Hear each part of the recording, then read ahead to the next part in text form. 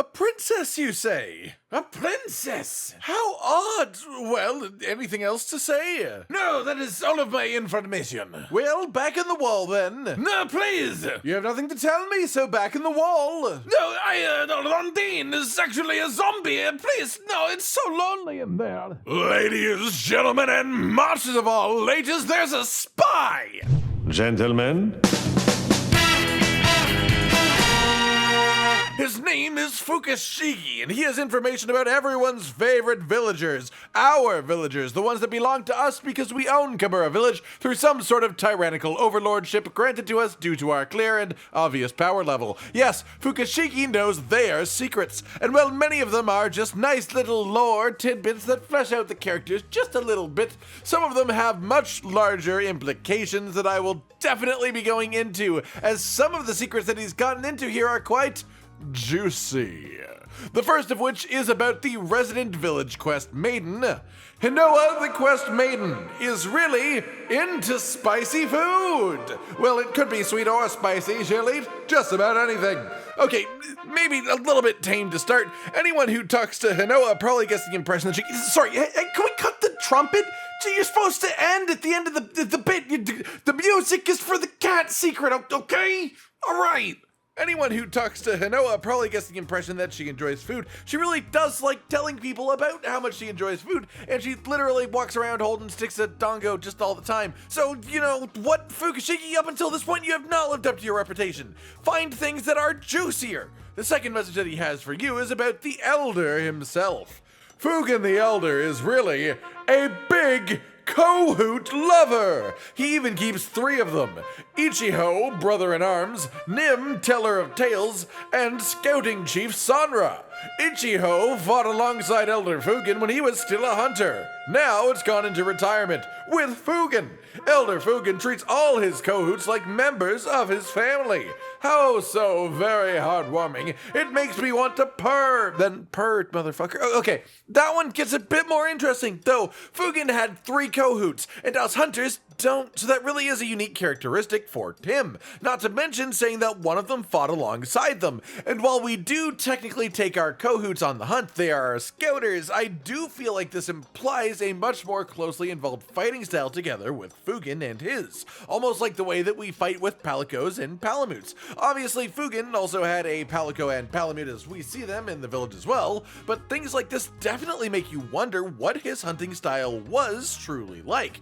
Fukushigi's next piece of information is based around Fugen's old hunting partner, with this secret saying, "That meowstrous beast Guildmaster Hojo sits upon is really a baby Tetsukabra, hence its name, Tetsi. Its favorite food appears to be bunny dango, but every once in a while it snacks on fish from the river." Notice how Fukushigi doesn't have anything to say about Hojo himself. This clearly implies to me that Tetsi is the true being in control of the relationship, and Hojo is simply its puppeteered pet to fool all of the hunters. Fukushigi's next secret is where they start to turn far more interesting in the implications of the area that we exist within. Taggaro the merchant was, in the past, a pretty stellar hunter. Taggaro's origins are shrouded in meowstery, as is his heroic past as a hunter long ago. This one is quite fun as far as I'm concerned, especially as Taggaro is the one carrying around the mysterious melding pot that provides us with so much power as hunters. In theory, he is also not from Kamura as a result of this, but was a hunter elsewhere, which has some interesting possible implications that I will go over a little bit later, as it ties into a later secret from this cat here. For now, the next little juicy droplet that Fukushigi offers us is Minotto, the hub maidens. Drawing skills, well, to be blunt, they suck. One day I snuck into the gathering hub and saw Minotto sketching. She giggled and said she was trying to draw Master Hojo, but it didn't look like Hojo at all. It looked exactly like a Tetranodon. Huh. Some people have artistic sense, but I don't think that Minotto is one of them. Well, first off, if she told you that she was trying to draw Master Hojo. I don't know if you really snuck in there, but okay, past that. This is exactly the kind of character building that I need for multiple reasons. Firstly, this clearly implies that Minotto knows that Hojo is actually an amphibian. She just hasn't quite honed in on the fact that it's actually a Tetsukabra, specifically the one that is under him. Really though, this one is just a little bit of fun personality for Minotto, playing around and being a little bit more silly than we normally see her being. In general of the pair, Hinoa is much more carefree and Minotto is much more focused on getting these things done. So it's nice to get this little bit here of Minotto just chilling out, sketching Hojo as Pteranodon as a joke because she thinks it's funny. It's very charming. Fukushigi, what else doth you hold within your brain? Buddy Handler Iori is really a pretty good singer, but he won't sing for anyone. Everyone in the Buddy Plaza is always trying to get him to sing, but he's too shy. How do you know? Are you just like assuming that he's a good singer because everyone is asking him to sing? Or have you been like creepily sitting outside of this kid's house at night waiting for him to sing himself to sleep because that is a normal thing that people do? Regardless, if he refuses to sing for anyone, but you know that he is a good singer, like you can tell us confidently that he is, your methods are creepy. Fukushigi, tell me something less creepy, please. And well, just for the sake of keeping the juiciest for the end, we are going to skip one and come back to it at the end. So next up is the reason that rice ball artist Seihaku likes Kimitsu the Sweet Tooth is really because of you, Hunter. Shocked, are you? That's right, you! It was you who led that rice enthusiast down the path of love. It all started way back when you began devoting yourself day and night to your hunter training. Seihaku's mom asked him to deliver some rice balls to you at the training area. And Kimitsu tagged along because she wanted to give you a candy apple, too. But they took a wrong turn and ended up lost in the shrine ruins when suddenly Meowsters appeared. Seihaku hid, trembling and on the verge of tears. Kimitsu held him through it all, comforting him. That's fur, F-U-R, by the way. Even though Kimitsu was fur riding too, that's fur, F-U-R, by the way. She kept smiling and telling him that everything was going to be okay. Oh me, oh my, what a good kid. Ever since, Seihaku has been smitten with Kimitsu and her courageous spirit. But afraid that she now sees him as weak, he is too shy to be straight with her. And he feared you would feel responsible if you ever knew, so he kept it a secret. It isn't your fault, after all. Right, okay, god damn, that is some juicy intel. I take no responsibility for this event, first of all. How dare you imply that it could even be possible for it to be my fault? How do you take a wrong turn on the way to the training area and wind up in the shrine ruins? You must have taken like an extra hour walk. They're nowhere close to each other. God, kids these days. Anyways, someone go throw this guy in her general direction so they have a real, genuine conversation and work out if they actually like each other or if he just felt safe after that one time, okay? Alright, good. Fukushigi, your final, juiciest intel, please. Yamochi, the chef, really has no idea of the secret truth of her origin.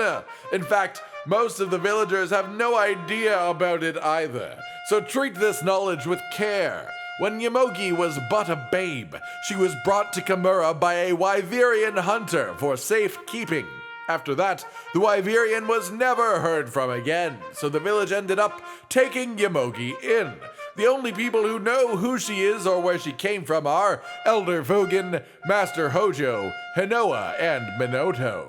I can feel it, though. An air of exaltation emanates from Yamochi, a sort of prestige or nobility well outside the norm.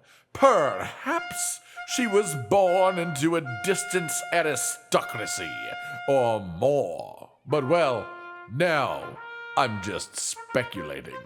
Wait, sorry, did you say treat this knowledge with care? I maybe sort of put it on the internet for the whole world to see. Oh, well, it's there now. I can't change it. Might as well talk about it. Brought into Kamura by a mysterious Wyverian hunter who is never seen from again, Yamochi has an aura of nobility, in Fukushigi's own words, and that's where things get fun. There are two theories that I've got going here, possibly both even connecting to each other in the long run, based on other information that we've been given in the game. First, let's round back to an earlier secret from Fukushigi about Taggaro, the mysterious heroic former hunter who is a Wyverian who refuses to show his face to others. He was a traveling merchant who stopped in Kamura because he was just vibing or something, I don't know. I'd say chances are near zero that he is the same Wyverian hunter that dropped off Yamochi as a baby. However, given the long lives of Wyverians and the fact that he is a heroic hunter who mysteriously stopped in this town, and then tertiarily the fact that the spot that he stands perfectly just barely overlooks the Dango cooking station, I can't help but think that at minimum, Taggaro has some ideas about who Yamochi might be and her likely importance to the future of the story into our G-Rank expansion game. Whether he is further connected, I can't say, but to me it seems reasonable to think that he has a good idea of what is actually going on here, at least. My second theory, and the one that is much bigger, is where we start to have a bit more fun. We've talked about Rondine before on this channel, specifically the more hidden purposes of her being in Kamura to learn our smithing secrets and bring Hammond back to her home kingdom, as she is quite the hunter herself as well, but her queen wishes for Hammond's work, specifically as a blacksmith in her lands. We've talked about how this could very well be a teaser for the expansion of this game, maybe in a future full-on mustard game in the future based around a sort of medieval-themed area, which could be quite fun, and this little secret from Fukushigi right here about Yamochi sort of bleeds into that as far as I'm concerned. Especially consider the specific words used: nobility, aristocracy, prestige, or I guess technically prestige. That all sounds very medieval kingdomy to me. How about you? So then what if it all comes together at a head pointing towards this G-Rank expansion for Monster Hunter Rise? Rondine, in her attempts to convince Hammond to come back with her willingly, accidentally comes upon the information that Yamochi is a long-lost important heiress from her homeland. Crazy events ensue. Rondine takes Yamochi along with us and Hammond back because we all agreed to go because we want to watch over and make sure everything's okay, and we want to see this out, make sure what's going on is all good. This gives us the excuse to still have Hammond as our blacksmith in G-Rank, explaining our still ability to have the exact same similar style of weapons, as well as still have Yamochi to be our chef, which would absolutely help explain the continued use of Dango in what would be a now potentially medieval-themed expansion, as we should more than likely still be using Dango in the G-Rank of Rise. Are you catching on to the threads that I've seen now? Are you feeling it, Mr. Krabs? It sort of all falls into place, doesn't it? The perfect excuse to bring as many important NPCs as you want, as they are all invested in Yamochi's care as she was taken in by the village as a whole. I feel really strongly about this theory. I think it actually has a decent chance, but unfortunately at the end of the day, that's all it really is, right? A theory. So we'll all just have to wait and see how it plays out. But that is everything that we've been told for now by Fukushigi the Informant himself. Thank you for your fine work, cat. Alright everyone, I've been Cotton Dinosaur and these have been the secrets of Kamura Village. What do you think about my medieval expansion theory, which sort of sounds like some weird algebra equation based around siege weaponry? And what do you think the chances are that Taggaro might be involved in this whole thing as well? Like if you like the video, subscribe to the notification bell for more, and most importantly, until next time, ladies and gentlemen, stay sweet. Josh, Cotton, and Hollow with the videos, dropping the humor like a hammer on your tippy toes, bringing entertainment on a daily arrangement to take our insanity and turn it into entertainment. Yes, I said entertainment twice, to reiterate that it is nice to look into your faces on a mostly daily basis when you let us in your homes to make the whole world a stage. Goodbye.